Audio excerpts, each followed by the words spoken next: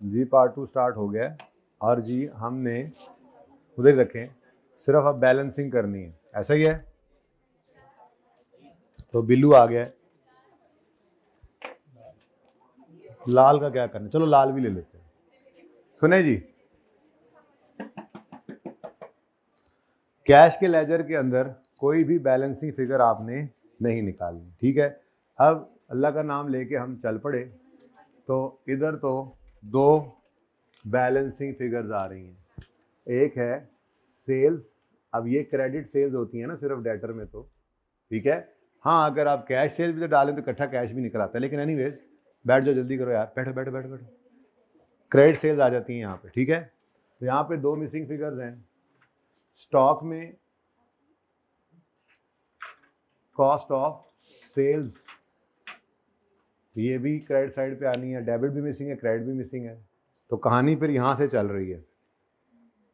हमारे तीसरे दोस्त ने एज यूजुअल हमें हेल्प किया और स्टॉक की फिगर यानी परचेज की फिगर बैलेंसिंग निकल आई, कितनी 1438.5। ये 1438.5 हम ले गए यहाँ पर और इनको बताया कि जी इसको वर्किंग 3 से लाए हम घसीट के। अब इस लेजर ने हमें बैलेंसिंग फिगर दे दी कॉस्ट ऑफ सेल की, कितनी जी 1426.7, ठीक है जी। तो ये 1426.7 कॉस्ट ऑफ सेल इधर आ गई। लेकिन आज ऐसा नहीं है कि हम इसी कॉस्ट ऑफ सेल से यहीं पर ब्रैकेट में सेल्स बना लें, क्योंकि सेल्स आज दो तरह की हैं। खैर चलते हैं, इसका मतलब अभी भी डेटर का लेजर खाली खुली, मतलब दो बैलेंसिंग फिगर मांग रहा है, मतलब दो फिगर्स, तो उसने भी हमें अभी चंडी करा दी है। हाँ, ये दोनों जो हो गए हैं तो इनको ज़रा मुकम्मल कर लेते हैं। तो स्टॉक कितना है जी, क्लोजिंग स्टॉक 27 ये आ गया। और दूसरा क्या है जी, क्रेडिटर्स, ये करंट लायबिलिटीज़ के अंदर हमने क्रेडिटर्स को लिख लिया, ये कितने हैं जी 130.8, ठीक है जी। अब ये दो लेजर्स हो गए ओके। नेक्स्ट, रेंट एक्सपेंस का लेजर अकेला बैलेंसिंग फिगर दे रहा है, डेबिट साइड पर तो कैश ही हो सकता है, कितना 44। तो इसकी डबल एंट्री पूरी करें, रेंट एक्सपेंस डेबिट और कैश क्रेडिट 44 आ गया। ये हमने इनको बताया जी वर्किंग 4 से बैलेंसिंग फिगर निकली है, ठीक है। अब ये लेजर हो गया क्लोज, तो इसका क्लोजिंग पेएबल है या प्रीपेड है, तो रेंट पेएबल बैलेंस शीट में चला गया। ये तो सवाल में ही गिवन था, लेकिन चलें खैर हम तरतीब 4.5। हाँ, पीएनएल के अंदर, सॉरी, ये पीएनएल वाली फिगर भी लेके जाएं। Rent expense, very good. तो रेंट एक्सपेंस भी हमने वहीं पे निकाला है, वर्किंग नंबर, मतलब हमने ब्रैकेट में कैलकुलेट किया ना, सवाल में तो गिवन नहीं था। ये देखो, तो ये 45 हमने यहीं पर निकाला था वर्किंग 4 में, वही रेफरेंस दे दें 45। ओके जी, उसके बाद जी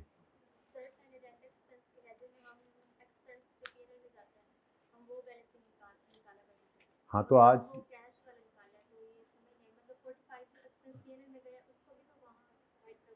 तो उधर लिख लो, उसकी एंट्री क्या करोगे, एक्सपेंस डेबिट, ये पेएबल का लेजर क्रेडिट, मतलब ये लेजर क्रेडिट हो रहा होता है ना। मसला ये है बेटा कि आज उसने पेड की फिगर नहीं ना दी हमें, उसने डेटा ऐसा दिया कि हम एक्सपेंस पहले निकाल पाए। ये हमारा एक्सपेंस है, पेड और पेएबल की तो बात ही कोई नहीं हो रही।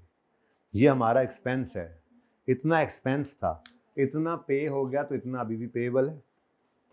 एक्रूअल के टॉपिक में मैंने आपको एक बात बताई थी, एक जुमला लिखवाया था, लोन और रेंट के बारे में ही लिखवाया था कि नॉर्मली तो क्या होता है, हम ओपनिंग लिखते हैं, हम कैश की फिगर लिखते हैं, हम क्लोजिंग निकालते हैं और बैलेंसिंग फिगर एक्सपेंस की निकलती है।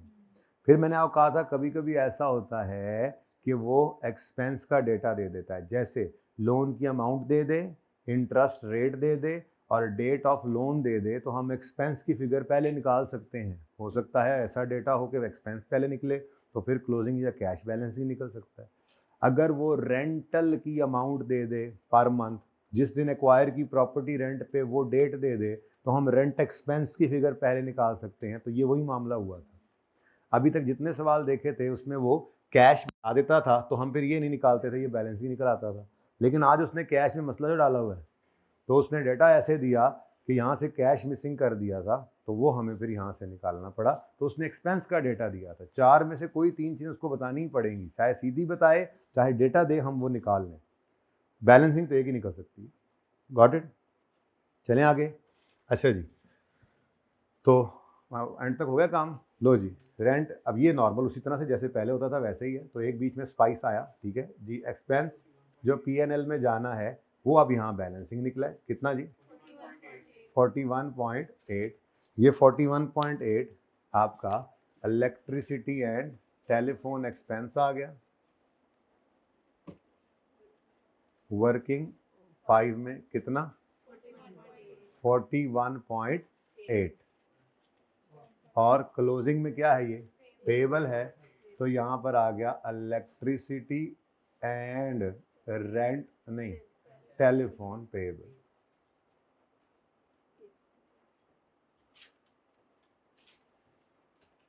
कितना जी? 8.8। किसकी एंट्री? वैसे इसकी एंट्री होती है एक्सपेंस P&L में डेबिट और ये वाला अकाउंट क्रेडिट। ये एंट्री ही तो है बेसिकली। तो ये पेबल का लेजर में कहता नहीं हूँ क्योंकि इसी में ही पेबल है, इसी में कैश, इसी में एक्सपेंस है। लेकिन दरअसल तो हाँ, एंट्री आप करना चाहें तो कर सकते हैं। एक्सपेंस डेबिट पेबल क्रेडिट ये हुआ, फिर expense debit cash credit, payable debit cash credit ये हुआ, तो फिर ये क्लोजिंग बन गया। लेकिन मैं तो उस अप्रोच से चलता नहीं हूँ ना बेटा, मैंने तो एक अप्रोच बना दी थी। अब सारे सवाल उसी तरह से कर लेते हैं। हमें तो अपने मतलब की चीज़ें चाहिए। अब एंट्रीज करके कोई जाना चाहे तो जाए, वो भी एक रास्ता मौजूद है। और उसमें फिर ये एक्सपेंस की एंट्री है, ये कैश की एंट्री, और ये बैलेंसिंग फिर पेबल है। ठीक है,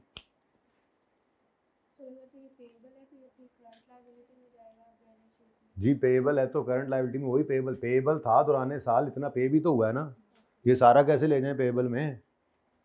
सोच के नेल्स लें। तो अगर अपनी मर्जी पे चलना है तो फिर पूरी बात भी होनी चाहिए। चलें आगे। नेक्स्ट, बैंक का लेजर कह रहा है भाईजान बिस्मिल्लाह, मैं आपको आज एंटरटेन करूंगा क्योंकि सारा सवाल पढ़ चुके और सिर्फ एक चीज़ मिसिंग नज़र आ रही है। वो क्या है?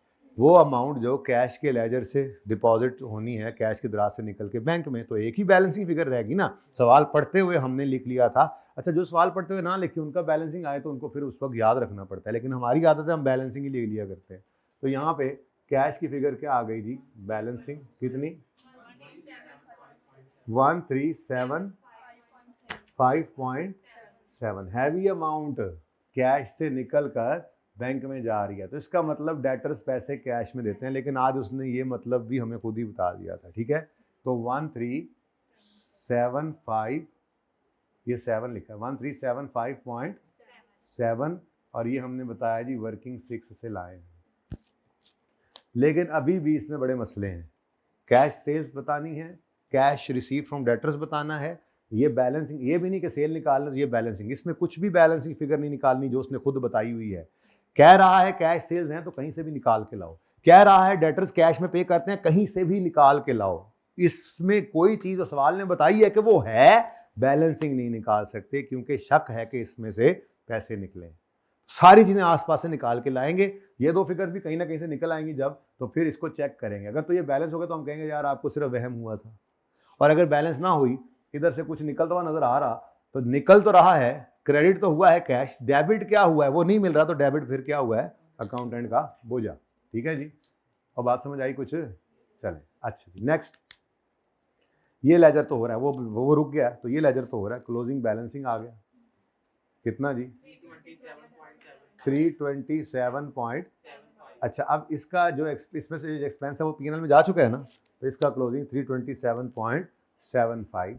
ये fixed assets, non current assets, fixed assets, fixed assets नाम था ना उसका, फिक्स्ड एसेट्स वर्किंग नंबर 8 में निकला 327. ठीक है जी। अब ये निकाल लें, तो ये कैश निकल आएगा। आप कहोगे इधर लिख लेंगे तो ये बैलेंसिंग, मैंने कहा नहीं, ये भी बैलेंसिंग निकालना, ये भी कहीं ना कहीं से निकालो।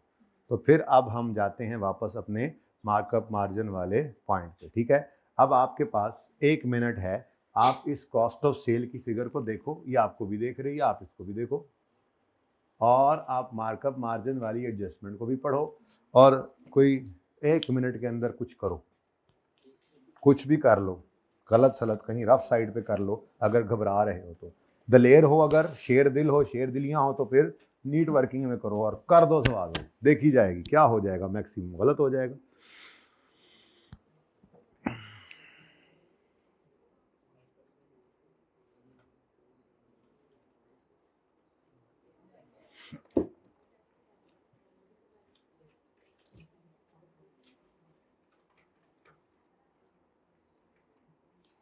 बेसिकली इधर देखो, कॉस्ट ऑफ सेल्स का मतलब क्या होता है, जो चीज़ें सेल हुई हैं उनकी कॉस्ट।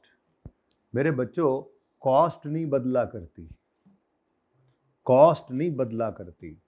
कॉस्ट कैश कोई लेने आए तो हम थोड़ा कम प्रॉफिट शायद कमा लेते हों, उधार वालों से ज़्यादा कमाते हों, लेकिन हमें कितने की चीज़ पड़ी वो तो नहीं चेंज होती इस वजह से कि हमने अगले को बेची कितने की। ये बात समझ आई? क्या आपने, मैं मिसाल के तौर पर दुकानदार हूँ और एक स्टूडेंट मेरे वो बैठे हुए हैं, वो मेरी दुकान पे आए, सर आप तो स्टूडेंट हैं, एक ये आ गए, एक ये आ गए, एक वो गए, 4 बच्चे आए। अब चारों बच्चों को मैंने कहा जो ज़्यादा लायक था, होमवर्क रोज़ करता था, उसको ज़्यादा डिस्काउंट दूंगा मैं, ठीक है। पुरानी बात, अब जैसे आप पुराने उस्ताद के पास है, मेरे पुराने शागिर्द थे, ठीक है जी, तो मैंने शागिर्दों को डिस्काउंट दे दिया, किसी को 5%, किसी को 10%, किसी को 15%। तो मैंने अपने प्रॉफिट को कम किया, या जहाँ से मुझे खरीदने वाली चीज़ें पड़ी थी वो कॉस्ट भी कम हो गई। बात समझ आई है? तो कॉस्ट नहीं बदला करती। तो सेल्स की कॉस्ट टोटल कितनी निकली है हमारे सवाल में? अच्छा, अब माजरत मेरे पास क्योंकि जगह नहीं बची है, वैसे जगह वो परे बच भी सकती है, चलो खैर अभी इधर देखो, कॉस्ट ऑफ सेल्स टोटल कितनी निकली है जी? 1426.7, ठीक है। ये कॉस्ट ऑफ सेल्स है टोटल, ठीक है। इसमें से कितनी सेल्स जो हैं वो कैश पर हुई थी? तो इस कॉस्ट में से जो 20% सेल्स की कॉस्ट है, इस सेल्स की कॉस्ट, टोटल सेल्स की कॉस्ट में से जो 20% सेल्स की कॉस्ट है, कितनी बनती है वैसे? 280.34। ये ऐसी सेल है जो कैश पर हुई थी, और नहीं, उसने कहा था 20% of the goods were sold on cash basis. किसने पूछा? ओके, ये समझ आ गई? अच्छा, अब ये कॉस्ट ऑफ सेल आ गई, तो इस हिस्से की सेल्स निकालना कोई मसला है? ये तो कल वाला ही मामला हो गया कि सेल गिवन, नहीं, cost of sale given, yes. अच्छा, उसके बाद मार्कअप मार्जिन की परसेंटेज गिवन, अब बोलो, तो ये तो काम हो गया अपना, ठीक है। हमने कहा था स्टेप 1 क्या करेंगे, स्टेप 1 क्या करेंगे, जिसके साथ प्रॉफिट की परसेंटेज लिंक्ड हो उसको इस इक्वेशन में 100 अज्यूम करेंगे। ये इक्वेशन बन गई, स्टेप 1 ये था, ठीक है। उसके बाद क्या करेंगे, उसके बाद अपने फॉर्मूला की हेल्प से सेल निकाल लेंगे, ठीक है। तो फॉर्मूला क्या है जी हमारा? गिवन अमाउंट क्या है जी? 285.34, ठीक है, 285.34। मार्कअप मार्जिन बहुत इंपॉर्टेंट है इस टॉपिक के लिए, इसके अलावा बाकी सब में थोड़ा बहुत इस्तेमाल हो जाता है, लेकिन यहाँ पे बहुत शदीद इस्तेमाल है इसका, ठीक है। सवाल रुका पड़ा है। अब सेल्स की अपनी इक्वेशन के अंदर देखो, परसेंटेज क्या है? 100 वालों होश के, नहीं कॉस्ट है, हाँ मैं होश के नेल्स दूँ, तो कॉस्ट गिवन है, तो कॉस्ट की परसेंटेज कितनी है? 100। तो डिवाइड करो इसको 100 से, हमें क्या चाहिए? सेल्स की परसेंटेज है। अरे बाबा, इतना मुश्किल भी मुश्किल ना निकला, कहाँ जाएं मुश्किल के लिए? 311, ठीक है। तो 348 पॉइंट, आगे भी है कुछ यार, 115 कर लें, फिर इसकी वजह से ये 12 हो जाएगा। अच्छा, 114 कुछ भी नहीं होता, दोनों तरफ एक एंट्री पड़ेगी ना, चलो खैर 1148। कुछ भी नहीं होता, डबल एंट्री दोनों तरफ सेम करोगे तो कुछ नहीं होगा। चलें खैर एंट्री कराएं जी। कैश डेबिट कितने से 348 पॉइंट जालमो क्या कर दिया मेरे साथ तुम लोगों ने। नहीं अब होने नहीं वर्किंग नंबर, वो मैंने वर्किंग ओपन की हुई है, ये वर्किंग नंबर है।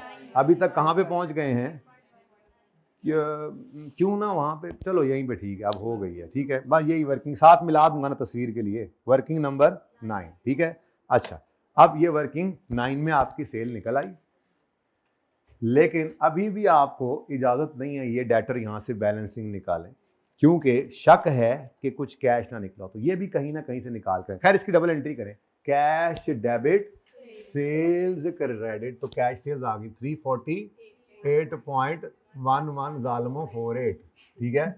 अच्छा अब वर्किंग का रेफरेंस देने यहाँ पे जरूरत तो नहीं है खैर, लेकिन चलो दे दिया मैंने, तो यहाँ से लिख के लाए, वैसे जरूरत नहीं, एक जगह रेफरेंस काफी है, ठीक है। तो 348 जालमो 1148, अब सुनाता तो रहूंगा ना, वर्किंग नंबर 9 से आया था, तो इसकी डबल एंट्री देख लीजिए आपने। अभी क्रेडिट सेल्स आएंगी तो टोटल सेल्स निकलेंगे, ठीक है। अब क्रेडिट सेल्स या तो यहाँ पे कैश बता देता तो हम निकाल लेते बैलेंसिंग, पर कैश नहीं बताया हुआ, बल्कि वही तो निकालना है। अब ये सेल्स निकालने का डेटा मौजूद है, कैसे, बाकी की कॉस्ट ऑफ सेल्स रिलेट करती है उन सेल्स से जो क्रेडिट सेल्स थी, ठीक है। ये यूं ना लिख दूं जरा, कैश सेल्स 20% है, ठीक है, और ये क्रेडिट सेल्स जो है ये 80% है। तो ये मार्कअप मार्जिन था, बस कल होमवर्क इसलिए देके भेजा था, कल इसीलिए इस पर टाइम लगाया था जी। अब इससे रिलेटेड कॉस्ट ऑफ सेल का, अच्छा एक बात याद रखना, ये भी वर्किंग है, प्रॉपर वर्किंग है, लेजिटिमेट वर्किंग है, कोई मदर का रेड इसको गलत नहीं कर सकता। अगर आपने पर्चे में वर्किंग 9 इसको लिखा, रेफर कर दिया, मैं वैसे बता रहा हूं कि ये क्या है, 1426 का 20% लिखा हुआ है, नीचे फिगर लिखी हुई है, तो बिल्कुल ठीक है, कोई मसला नहीं। बाकी स्टेटमेंट फॉर्म में कर लो तब भी खैर है, ये भी सही है, ठीक है। अच्छा ले जी, कॉस्ट ऑफ सेल्स कितनी बनी फिर, ये बेसिकली 1426.7 का 80% लिया, मैंने कहा बता दूं जी, ऐसे भी हो सकता था 11, अब ऐसे कर सकता है करने वाला, मैं नहीं कर रहा जी, 11.36, ठीक है। अब इससे मैंने क्या निकालनी है जी, सेल्स। अब मैंने कहा जी स्टेप 1 तो ये चाहिए मुझे, C+P=S। क्रेडिट सेल्स के बारे में कहा था उसने कि मार्जिन पे करते हैं, कितने मार्जिन पे, 20 के, तो कॉस्ट क्या आ गई, तो स्टेप 1 हमारा हो गया कि जिसके साथ प्रॉफिट को लिंक किया गया है उसकी परसेंटेज 100 ले लें और इक्वेशन पूरी कर लें। अब एक बार मैंने जो तरीका किया, मैंने तो एंड तक वही करते रहना इंशाल्लाह, ठीक है ना। तो बाकी किसी और तरीके से पढ़ के आए थे, वो भी तरीका ठीक था, तो कोई इसी से भी पढ़ के आए होंगे, तो हमने एक क्लास में फिर एक तरीका कर लिया, बस ये किया हमने। तो रिवीजन में और क्या होता है, रिवाइज भी हो जाता है, चलो ऐसे करना, और एक तरतीब पे भी सब पढ़ जाते हैं, ठीक है।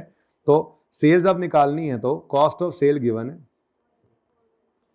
डिवाइड करें इसको 80 से और मल्टीप्लाई कर दें 100 से, आंसर इज पॉइंट एग्जैक्ट 7। अब एग्जैक्ट 7 है, फिर अब पॉइंट है तो फिर लिखवाओ, आप देखी जाएगी फिर, ठीक है। 1426.7 की डबल एंट्री बोलो, डबल एंट्री बोलो। क्रेडिट सेल की डबल एंट्री क्या होती है, डेटर डेबिट सेल्स क्रेडिट, ठीक है। तो डेटर कितने से डेबिट जी, 14, अब ये हमें निकालनी पड़ी आज वर्किंग 9 में, 1426.7, डेटर डेबिट 1426.7 सेल्स क्रेडिट, ठीक है। तो निकाली आज भी उसी कॉस्ट ऑफ सेल से है हमने सेल, ठीक है। एक या दो शायद ऐसे सवाल हैं जिसमें आपको सेल से उलट चलना पड़ा कॉस्ट ऑफ सेल की, वरना नॉर्मल तरीका रास्ता यही होता है। 90% क्वेश्चंस ऐसे ही हैं जो आपको मैंने पहले बताया, इसलिए मैंने कहा क्रेडिटर को पहले किया करो आप, ठीक है। अब टोटल सेल्स भी निकल आई है, चलो खैर बाद में करते हैं उसको। अब देखें जी आपने टोटल किया हुआ है, चलो बता दो। 144 हद हो गई यार। अच्छा बेटा, अच्छा 1778148 अल्लाह तानू पूछे। मैं अब नहीं, अब मैं लेके चलूंगा इसको। आप भी तो कैलकुलेटर कर रहे हो, तकलीफ तो आपको भी हो रही है ना। आप अच्छा नहीं हो रही, मुझे तकलीफ देके बस खुश हैं। अच्छा जी सुने आप, यहां से हमें क्या मिल गया जी, कैश की फिगर बैलेंसिंग। जी फरमाइए। 1394.5 या 7। अच्छा अब इधर देखें, इसकी डबल एंट्री बनी, कैश डेबिट 1394.5 से कैश डेबिट और डेटर क्रेडिट, तो ये वर्किंग वन ने हमें बैलेंसिंग फिगर दी। अब ये लेजर भी बैलेंस हो गया, तो इसका क्लोजिंग 80.9 ना रह जाए, इसको भी ले जाओ जहां लेके जाना है। तो डेटर अकाउंट के अंदर ये बैलेंसिंग नहीं है, ये सवाल में गिवन था 80.9। साथ साथ इसलिए कर लेते हैं कहीं मिस ना कर जाए, मुफ्त का नंबर है। ठीक है जी, ये सारे लेजर गए, ये लेजर बैलेंस हो गया, इसका बैलेंस पहुंच गया, नहीं पहुंचा, इसको भी लिख दो। बैंक 10 अच्छा उसके बाद ये अभी चेक करते हैं, फिक्स्ड एसेट हो गया, बैलेंस भी पहुंच गया। ठीक है, चेक करो बैलेंस, चेक करो, इंज करके देख रहा है, चेक करो बैलेंस हो गया तो कहो भाई तुम्हारा वहम था, नहीं हुआ तो कहो भाई चूना लग गया। चेक करो, कैलकुलेट करो, कैलकुलेटर मारो। क्या किस तरफ बैलेंसिंग फिगर आ रही है? डेबिट साइड पे, यानी कि वो अकाउंटेंट उल्टा पैसे दे गया है। हाँ हाँ, चूना लगा के गया, आपको पैसे दे गया। सुभान अल्लाह, वाह वाह वाह। क्रेडिट साइड पे बैलेंस है कितना? बोल दो। 196.7148, बस 196 का चूना, 1,96,700, मतलब 1000 में चल रहे थे ना, तो इसको 5 कर लेना चाहिए था, तो अभी कर लेते हैं, चलें इतनी को माजरत। अब ठीक है जी, इसको 5 कर लिया जी मैंने। 115 1000 में चल रहे थे ना, तो मैक्सिमम 3 ही काफ़ी थे जी। चलो कोई नहीं, माफ़ी 115 और 1000 है ना, बस यहाँ पे राउंड कर दिया, तो 8181 आगे क्या आएगा 5। ठीक है भाई, तकलीफ हो रही है ना? हाँ अच्छा चलें, कोई नहीं कोई नहीं। अच्छा सुने जी, इधर देखें जी, ये क्या है, ये क्या है, चूना नहीं लिख देना, miss appropriation, miss appropriation expense या लॉस बैलेंसिंग फिगर निकली है। ये एंट्री मैं आपको कल सिखा चुका हूं, कसम से सिखा चुका हूं। एबनॉर्मल लॉस है कैश का, एबनॉर्मल लॉस है कैश का। एक दिन सिखाऊंगा, बार बार वही बताऊंगा, जान छिड़ाऊंगा। किधर गया, लबना पड़ेगा। ये किधर चले गए हम, ये कहाँ आ गए हैं? अच्छा वो आगे था सवाल, वो तरतीब भी मेरी अपनी है ना जी। कैश, तो इंश्योरेंस का कोई जिक्र अस्कार है नहीं, तो जीरो आ गया, और कैश से कितना गया 196,000, 1,96,000 चूना लगा, तो सारे का सारा क्या है, लॉस। अब इसकी डबल एंट्री चलो मैं यहाँ कर देता हूँ अभी भी, चूंकि आप इब्तदाई इश्क ही चल रहा है जी। तो ये जनाब एंड पे आके ना, एंड पे आके एक वर्किंग कर रहा हूँ, बेसिकली ये एंट्री कर रहा हूँ। ठीक है, ये एंट्री करा दो जी मुझे। कैश क्रेडिट हुआ 196.715 से, कोई जिक्र अज़कार नहीं है कि कोई इंश्योरेंस हमने करा रखी थी कि जहाँ कुछ रिसीव हो गया हो या रिसीवेबल हो, नहीं आया, कख नहीं आया, सारे का सारा ही गया। तो पीएनएल में क्या कर दो, बैलेंसिंग फिगर को एक्सपेंस के तौर पे रिकॉर्ड कर लो 715। ठीक है, तो ये आपने एंट्री पर्चे में नहीं करनी बेटा, आपने इसको डायरेक्ट पोस्ट करना है, प्लीज़ प्लीज़। ठीक है, डायरेक्ट पोस्ट करें, क्योंकि ये फिगर निकल आई है ना। ये फिगर कल निकाल के दिखाया था ना, ब्रैकेट में लॉस निकाला था। इंश्योरेंस क्लेम रिसीवल होता तो इधर डेबिट करते। ठीक है, फिर पीएनएल के अंदर उन दोनों का नेट, इंश्योरेंस क्लेम का और अमाउंट का नेट करके लिखते, और इधर तो क्रेडिट लिखा ही हुआ है। लेकिन खैर चलें, अभी शुरू है इसलिए मैंने एंट्री लिख दी। अब एंट्री क्या बनी जी, कोई इंश्योरेंस क्लेम नहीं तो सारे का सारा ही लॉस हो गया, तो P&L debit 196.715 P&L debit cash credit. और इसके आगे क्या लिख दोगे, फ्रॉड एक्सपेंस या जो भी डिफॉल्केशन या मिस अप्रोप्रिएशन, जो भी नाम मर्जी लिख दो, है क्या, चूना ही लगा है बस आपको। वर्किंग नंबर कैश का लेजर 10 कैश के लेजर से आया, वो मैंने वैसे ही किया, वर्किंग एम मैं उसका नंबर मिटा रहा हूँ, ठीक है। हाँ जी, वर्किंग 7, ये गलत है तो सही करा दो। 197 पॉइंट, चलो एक बार फिर रीचेक कर लो, एक दो बच्चे और कर लो, कुछ नहीं होता, खैर है, अच्छा खैर है, चेक कर लो।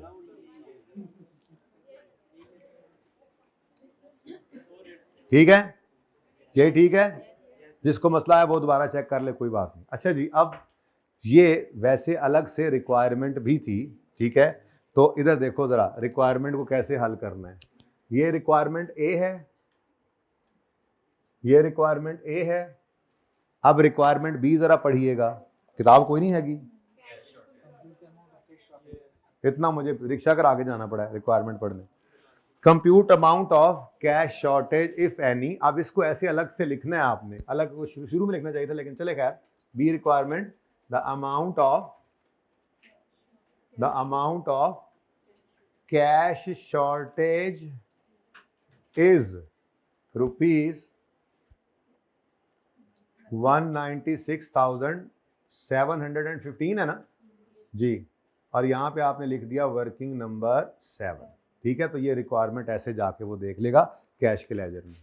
और अगर इसी को यूं कह दे, कभी कह देगा एक दो सवालों में, कह देता है कि डिफॉल्केशन या मिस अप्रोप्रिएशन की स्टेटमेंट बना दो, परेशान नहीं होना, कुछ नया कटा नहीं खोल लेना, आपने सवाल ऐसे ही मुकम्मल करना है एक बार, फिर अपने इस कैश के लेजर को आपने स्टेटमेंट फॉर्म में कन्वर्ट करके ऊपर हेडिंग दे देनी है डिफॉल्केशन या मिस अप्रोप्रिएशन की स्टेटमेंट। कैसे, ओपनिंग प्लस आगे लिखोगे sales plus cash received from debtor less bank deposit less wages less closing less करके बैलेंसिंग, ये एंड पे निकाल के दे दोगे, स्टेटमेंट बन गई। कभी बना दूंगा, फिलहाल तो जरूरत नहीं है, ठीक है।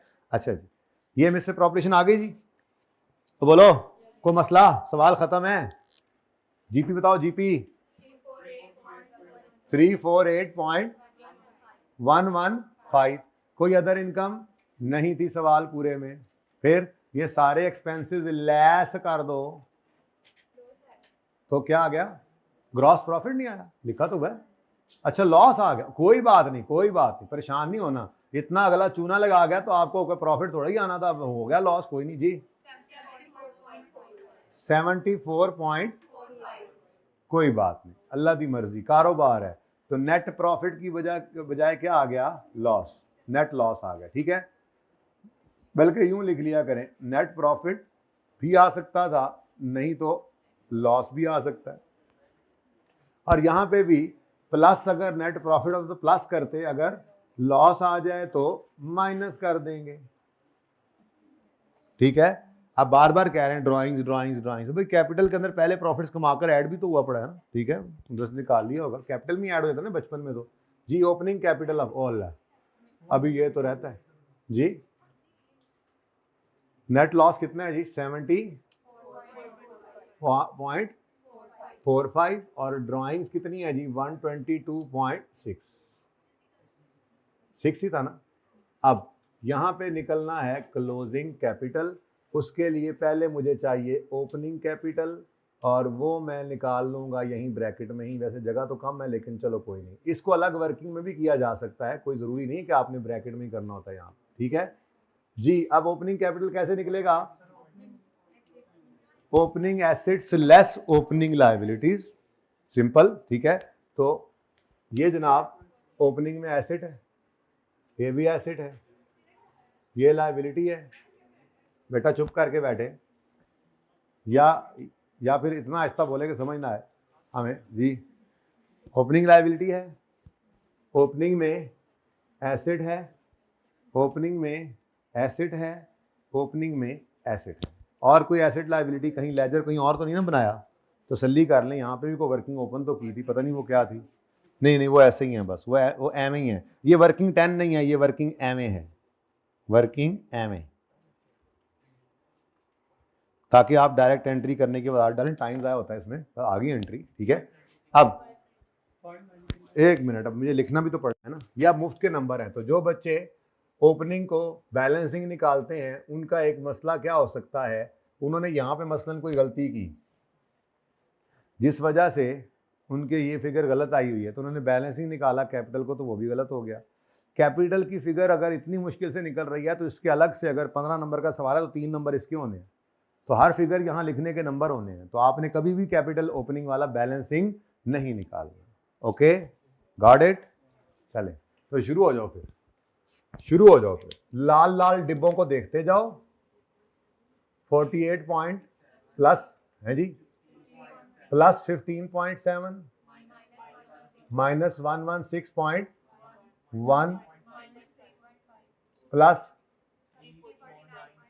349.1 14.3 बस, यस 285 पूरा हो गया। हाय हाय हाय, 590। ये जिसको नजर नहीं आ रहा मैंने बोला है उसके लिए अब और कुछ नहीं कर सकता। जी कितना? 593.2। ओके, अब क्लोजिंग कैपिटल 395.8 396. मेरे फौजी आज आपस में लड़ी जा 396.15। मतलब आपस में लड़ी जाओगे तो फिर जंग की जितनी असी हैं, आपस में लड़ी जा रहे हो जी। उसके बाद अब कैपिटल नीचे जगह कोई नहीं है, बट डायरेक्ट ही कर दो। इधर देखो, इसका वैसे अलग डिब्बा होना चाहिए, चलो बना ही देते हैं, खैर है। लायबिलिटीज का अलग डिब्बा, टोटल कर दो। माना कि ये थोड़ा सा एसेट्स के सामने सामने करके आ गया, पर खैर है जी। हैं 144.13 कहां से आ गया? यहां पे 3 कहां से आ गया? ये ऊपर कहीं नजर आ रहा है? अच्छा, अब 396.15 प्लस 144.1 520.40। अच्छा 40 हूँ मेरे नाल लड़ पे ने फौजी मेरे। 540.25। ये कोई एसेट रह तो नहीं गया? कैश रह गया तो ले आते हैं बेचारे को, उसको क्यों छोड़ दिया आपने? दोनों फिगर्स ही जानी चाहिए थी। तो 0.7 है जी, माशाल्लाह, शुक्र है 0.7, बड़ा कैश रखे है जी। उन्हें छड़िया ही को नहीं, असी तो वावा रखे असी वो सारा उड़ा के ले गया जी। 520.40। हाँ बस ऐसे बताना, पहली बार मुझे कहीं सुनाई ना दे जाए, मैं एक बार लिखूं फिर मिटाऊं खज्जल हूं, फिर मजा आएगा आपको। 540.25। इन दोनों का टोटल करें। हाँ कौन सा टोटल गलत है? ये वाला दो नहीं, ये तो ठीक है बेटा। बेटा इस डिब्बे का, अच्छा आप लोग ना इतने कोई मलंग हैं, मतलब आप लोग वो हैं शोएब अख्तर, मैं कह रहा हूं एरोप्लेन्स। बेटा इस डिब्बे का टोटल करें, सिर्फ इस 212.50। अब 212.50 और इस 327, बड़ी मेहरबानी आप लोग एरोप्लेन्स, लैंड कर जाएं अब, बड़ी मेहरबानी आपकी। नहीं कौन लोग हैं, कहां से आ जाते हैं ये?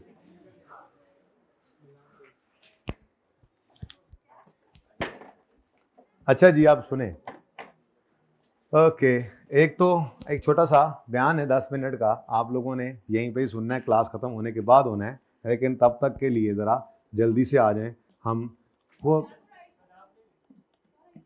यार मैं कहाँ इस काबिल,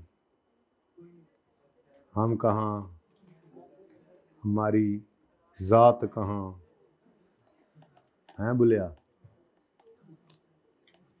बात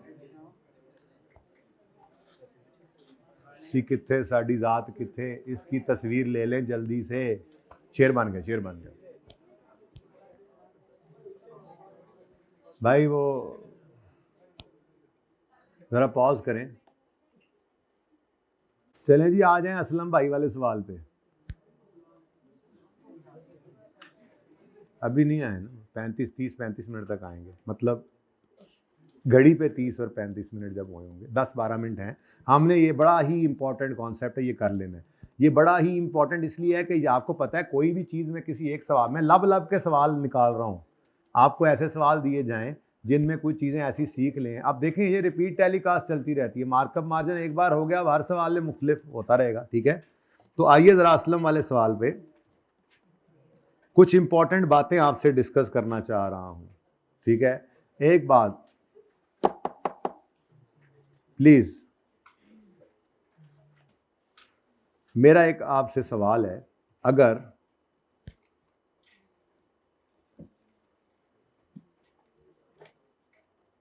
ओनर का कोई पर्सनल खर्चा बिजनेस के अकाउंट से, बिजनेस के कैश या बैंक से पे हो जाए तो कोई मसला है? ओनर और बिजनेस तो एक ही होते हैं, कोई मसला है? हाँ सर, हमने ना इंट्रो में उस्तादों ने पढ़ाया था सबसे शुरू में ही, separate entity concept, business entity concept इसे कहते हैं, सेपरेट एंटिटी कॉन्सेप्ट भी कहते हैं कि ओनर और बिजनेस दो अलग अलग सेपरेट पर्सन हैं।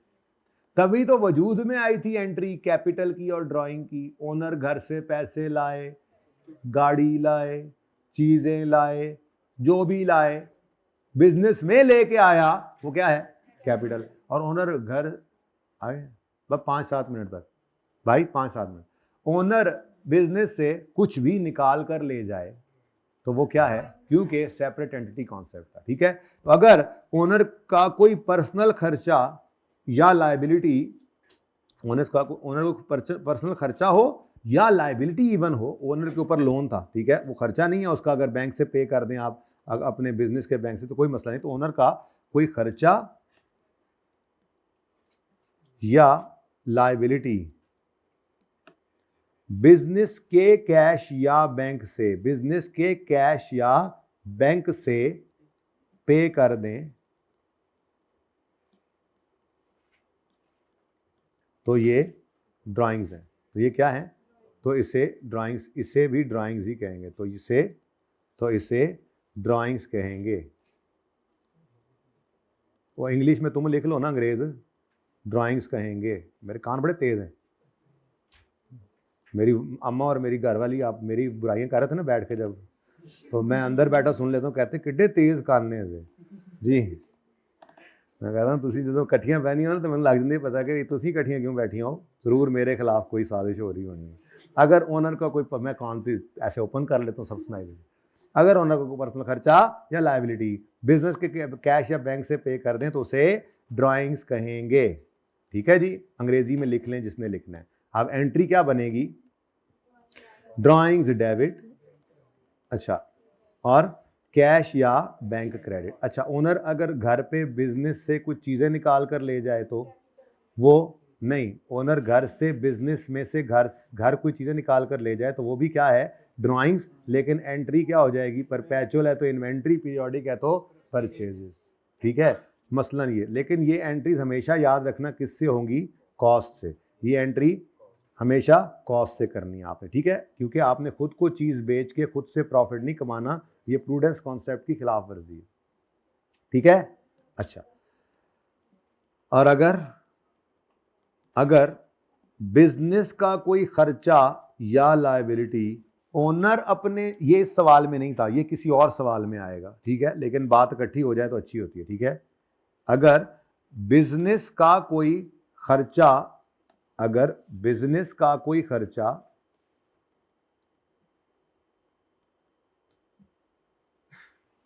या लायबिलिटी, बिजनेस का कोई खर्चा या लायबिलिटी ओनर के पर्सनल, घर पे जो पैसे पड़े हैं, पर्सनल कैश या बैंक से पे कर दें तो उसे कैपिटल कहेंगे, उसे कैपिटल कहेंगे, ठीक है जी। तो उसकी फिर एंट्री होगी कैश या, बेसिकली कैपिटल लेके आया ना, ठीक है, तो किसी लायबिलिटी को पे किया या एक्सपेंस को, तो जो एक्सपेंस पे किया या जो लायबिलिटी उसने पे की वो तो ख़त्म हो गई ना, तो फिर असल में ये कैश नहीं क्रेडिट हुआ बल्कि ओनर घर से लाया, बिजनेस का तो कैश नहीं था। अब इस सवाल के अंदर ये सिचुएशन थी, और सिचुएशन क्या थी? सिचुएशन ये थी कि सोशल सिक्योरिटी टोटल पे हुई है 3346।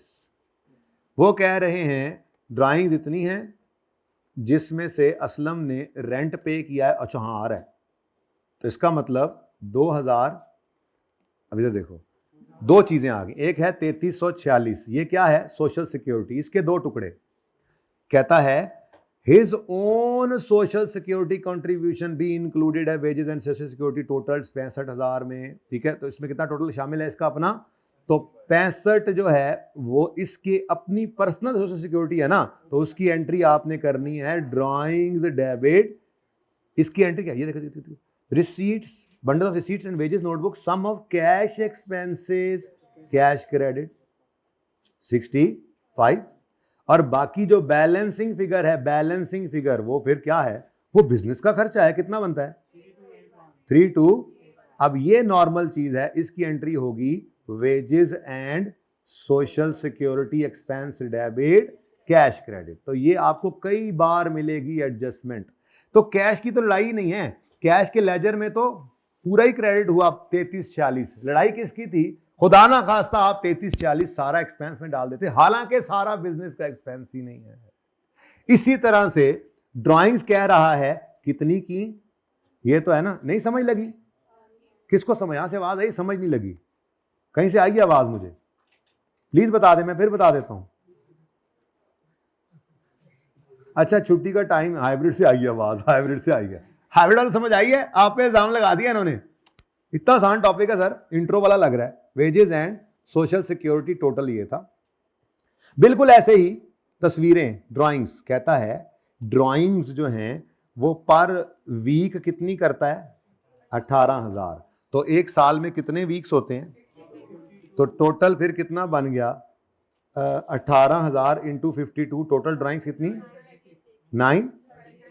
अच्छा लेकिन हाँ वही करने लगो चंद, ये देखना जब भी इंक्लूड आएगा तो हम ऐसे दो शाखें बनाएंगे, हर शाख पे उल्लू बिठाएंगे और बोलेंगे हर शाख पे उल्लू बैठा है, अंजाम गुलिस्तां क्या होगा, ये करेंगे हैं जब भी इंक्लूड लिखा हुआ आएगा इस टॉपिक में ना, ऐसे तोड़ देंगे। ठीक है, अब मसला क्या है? बस ये कि हर हफ्ते वो पैसे निकालते हैं घर ले जाने के लिए, और जो इसके पास जो इनका ये बिल्डर्स, असल में इसका काम क्या है? ये कॉन्ट्रैक्टर है ना, तो जो बिल्डर्स यार्ड जो इन्होंने जगह किराए पे ली हुई है उसका रेंट देना जो होता है, तो मालिक मकान जो है, मालिक जगह जो है, लैंडलॉर्ड जो है, उसके घर के रास्ते में पड़ता होगा मिसाल के तौर पे, तो वो यहाँ से पैसे निकाले जाते उसको भी दे दिए, वो इस तरह का काम कर रहा होता है। ये इस तरह की कहानी थी कि आपने सवाल किया है ना, ये कितने बच्चों ने किया है इसको अटेम्प्ट? ओके, कि wages drawings estimate 18,000, out of which Aslam had paid rent of his builders yard of 2,000 per week. ठीक है, तो इसका मतलब इसमें से कितना जी? 2,000 पर वीक। 2,000 पर वीक जो है वो क्या है? वो तो इसने ड्राइंग नहीं की, वो तो बिजनेस का ही खर्चा है। ठीक है, तो बिजनेस का खर्चा जो है वो कितना है? कितना है? 2,000 इंटू 52, आंसर 104। तो ये है बिजनेस का खर्चा। इसकी एंट्री होगी रेंट एक्सपेंस डेबिट और कैश क्रेडिट। पूरा उस पर बेचारे को फिर चोट ना पहुंचाओ आप, जो खर्चा बिजनेस का वो बिजनेस का ही है, फिर उसकी ड्राइंग में क्यों डाल रहे हो? और बाकी का बैलेंसिंग निकाल लो। हाँ हाँ हाँ हाँ सॉरी, बैलेंसिंग कितना आया? ये क्या है जी? ये अब ड्राइंग्स आ गई, बाकी क्या है? ड्राइंग्स। तो ऊपर क्या है जी? ये रेंट एक्सपेंस आ गया, तो रेंट एक्सपेंस इतना है और ड्राइंग्स इतनी है जी। कितनी? बैलेंसिंग निकाल लो 8। इसकी एंट्री क्या हो गई? Drawings debit cash credit. तो कैश की लड़ाई नहीं है, कैश सही क्रेडिट हुआ पड़ा है, लेकिन डेबिट जो है वो आपने कितना निकाला है? ये बात समझ आई? अब इस सवाल को अगर कोई मसला था भी तो फिर पूरा करना है, बाकी इसको मैं टाइम खत्म हो गया है, मजीद फिर डिस्कस करूंगा मंडे को जब तक समझ ना आए। ठीक है, क्या हुआ? कल तो इतवार है ना। हाँ, लाइबिलिटी में कोई मसला नहीं है। अम्मा ने आपको लोन दे दिया कि जाओ वैन खरीद लो, तो लोन है। जब आपके पैसे कैपिटल, तो कहीं से पैसे पकड़े तो बिजनेस पे लोन, तो जब एंट्री की पैसे आए cash debit loan payable to mother credit, ये अभी भी पेएबल है, ये बैलेंस शीट में आ गया। फिर गाड़ी खरीदने गए तो गाड़ी सारी उतनों की नहीं मिली, कुछ उधर भी उधार कर आए, थोड़ी सी अगर टाइम दे भाई, उन्हें कहें जरा कि 10 मिनट वेट कर सकते हैं, जरा पूछें। सर अदनान की क्लास में बात कर रहे हैं, मैं ये करके ही जान छोड़ूंगा इनको। चलो 10 मिनट बाद भाई, 10 मिनट बाद।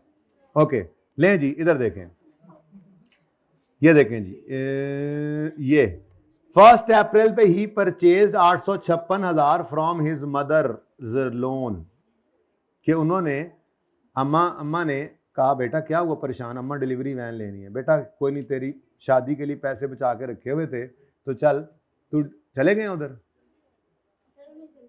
जल्दी में। अच्छा अच्छा, एक काम कर ले, चले यहाँ पे हम लेक्चर कर रहे हैं पॉज, ठीक है, फिर उनको 10 मिनट के बाद रुखसत करके फिर हम 10 मिनट में ये एडजस्टमेंट कराने दो मुझे, ठीक है। पॉज करें जी, पॉज करें, चुप जी। बेटा ये दोनों बातें समझ आ गई हैं। यानी आपने क्या करना है, जिन जिन के ओपनिंग क्लोजिंग फॉर्मेट बनाने के बाद जिन जिन के ओपनिंग क्लोजिंग गिवन है उनके लेजर्स ओपन किए होने हैं, तो इन दोनों एडजस्टमेंट्स की एंट्रीज ऐसे करनी है, drawings debit cash, wages debit cash, ठीक है, ये अलग अलग, ताकि डेबिट सही जगह पे पहुंच जाए। ऐसे ही इन दोनों की भी मतलब एक फिगर है, लेकिन इसको तोड़ के बेसिकली डेबिट को तोड़ना है, क्रेडिट तो सही है, ठीक है। अच्छा, उसके बाद वो कहता है कि जी 1 अप्रैल पे इन्होंने एक वैन परचेज की है फॉर, अब वैन तो खरीदी है 856 की, लेकिन हिज मदर लेंट हिम इतने रुपए, ये इससे पहले की बात है, cash debit, loan from mother credit 400, ठीक है। अब ये वाला लोन अभी तक, अम्मा वाला लोन कहाँ वापस करना है आपने, है जी, loan from his mother has not been repaid at the year end. मज़ा नहीं आ रहा पढ़ने का ना, ऐसी बातें सुनने के बाद, वह ख़त्म करें फिर छुट्टी करते हैं, ठीक है। तो ये लोन जो अभी तक पेएबल है, लेकिन ये लोन दरअसल आपको चाहिए था डाउन पेमेंट के लिए 400 रुपया, आपके पास था नहीं, तो अम्मा ने वो आपको अलमारी से निकाल के दे दिए। अब ये आपकी दराज में आ चुके हैं, कैश डेबिट, तो ये यूज़ हो गया बस, ठीक है, तो कैश क्रेडिट हो गया, यही वाले पैसे आ गए ना। और बाकी क्या है, पेएबल फॉर वैन, कितना, अब साथ ही उसने क्या बोल दिया, कहां लिखी है इंस्टॉलमेंट, ये बीच में है, ये कहता है कि हिज मदर लेंट हिम 856 में से 400 रुपए डिपॉजिट के लिए, and balance was payable by 12 monthly installments of 38,000 each commencing यकम जून, ठीक है, इसका मतलब जून, जुलाई, अगस्त, सितंबर, 31 दिसंबर है ना, अक्टूबर, नवंबर, दिसंबर, कितनी किस्तें इस साल में पे कर देनी है। अब इसकी एंट्री क्या होगी, पेएबल डेबिट और कैश क्रेडिट। असल में कैश कहीं पे लिखा हुआ था, कैश भी है, चलें बहरहाल ये नजर आएगा इंशाल्लाह, ये पड़ा हुआ है, ठीक है, अभी बराबर हो जाएगा, कैश है या बैंक का पता लग जाएगा। ओके, तो अब इधर देखो कितनी किस्तें पे की हैं, हर इंस्टॉलमेंट कितनी की है, 30,000 में चल रहा है काम, ठीक है, कितना आता है, यही 266, ही तो बैंक की पेमेंट साइड पे आपको नजर आ रहा है। तो ये एंट्रीज मैं कर रहा हूं, मैं सवाल नहीं कराऊंगा। अब ये सारी कहानी, तो एक आपकी बैलेंस शीट में ये लोन नजर आएगा, लोन फ्रॉम मदर, ठीक है, कैश दराज में आया और निकल गया, यूज हो गया। दूसरा आपको वैन नजर आएगी अब अपनी बैलेंस शीट में एसेट्स में, और एक पेएबल जो 456 पे रिकॉर्ड हुआ था, लेकिन उसमें से 266 कम हो गया, ठीक है। तो आपकी बैलेंस शीट जो चल रही होगी, बैलेंस शीट के अंदर आपकी लायबिलिटीज में ये पेएबल जो नजर आएगा, ये पेएबल ऐसे होगा, 456 था ना, इसमें से ये 266 हो गया, तो बाकी का पेएबल अभी बैलेंस शीट में पड़ा होगा। क्या ये सवाल करना चाहिए अब इसमें, तो और कोई इसमें मसला, इसमें और कोई मसला। अच्छा, ये अब आउटस्टैंडिंग वैन एक्सपेंसेस है, ये और चीज़ है, वैन के पैसे लग, ये वैन को चलाने के खर्चे थे, ठीक है ना, उसी तरह से सवाल चलना है, तो इसमें कोई मसला होना अब नहीं चाहिए, वैसे तो फिर भी है तो पूछ लें। अब वीकेंड है, मैंने ज़रा होमवर्क ज़्यादा देना, इसलिए जल्दी बताएं, कोई मसला है इसमें। हाँ हाँ, तो टर्म टेस्ट में ये भी आना है ना, तो इस वीकेंड पे यही टर्म टेस्ट के लिए तैयार कर लें, क्या ख्याल है।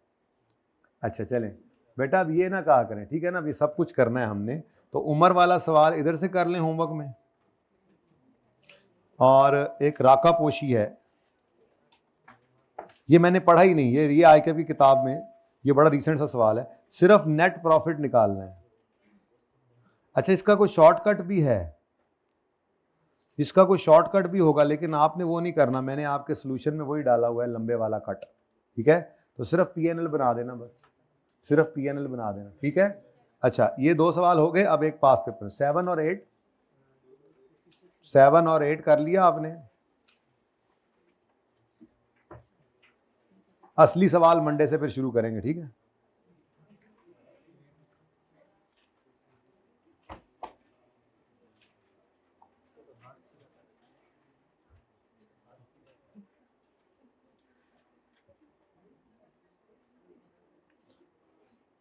यार वैसे अखीर हो जाए अगर आप ये सवाल कर लें तो। ओए होए होए होए होए होए, 3 तरह के मार्कअप आ गए। ओए होए होए होए होए होए, कर लेंगे।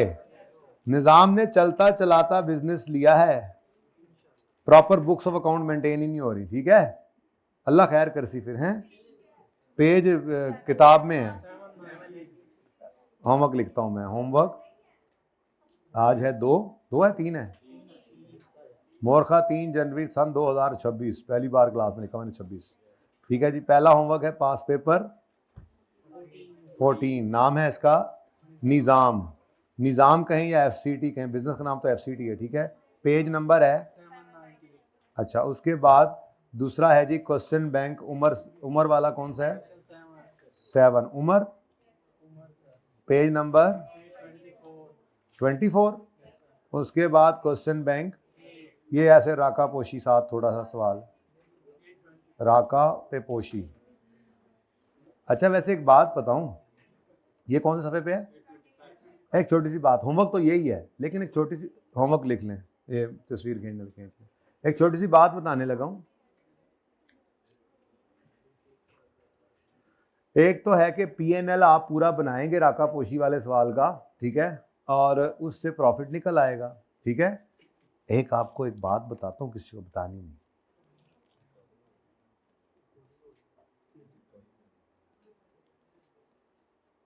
मैनू लभ जाए पहले फिर दसांगा तुहानू।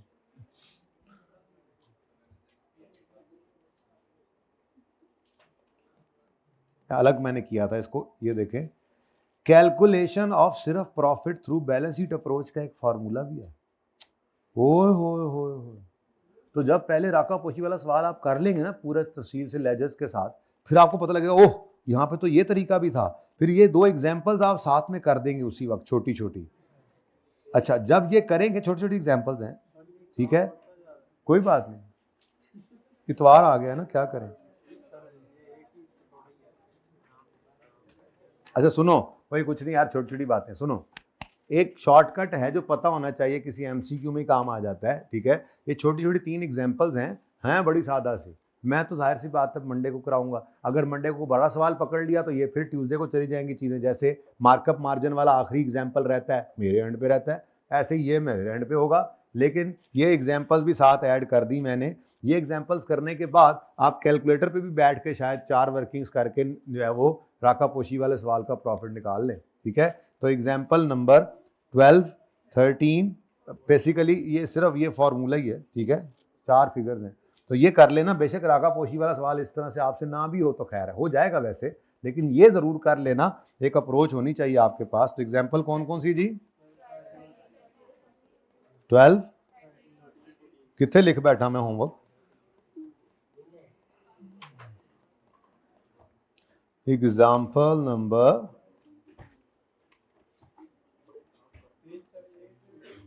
मैनू होमवर्क लभ लैन दो मेरा।